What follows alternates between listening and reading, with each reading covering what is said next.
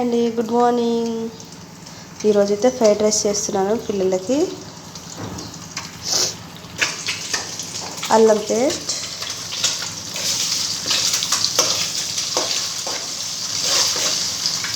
మంచిగా ఫ్రై అయితే అల్లం పేస్ట్ అల్లం పేస్ట్ వేసాను. అల్లం పేస్టే కదా టేస్ట్ వస్తుంది. నీసులో అల్లం పేస్ట్ వేస్తే బాగుంటుంది.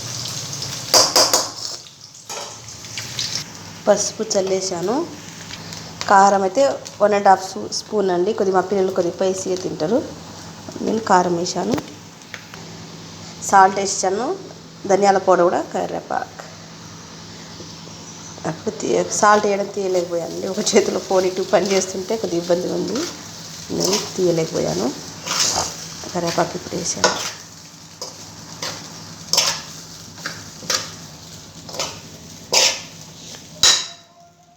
చూడండి, ఇప్పుడు ఫ్రైడ్ రైస్ కలిపేసిన తర్వాత కొత్తిమీర, నిమ్మకాయ పిండుకుంటే ఇంకా హైలైట్ ఉంటుంది.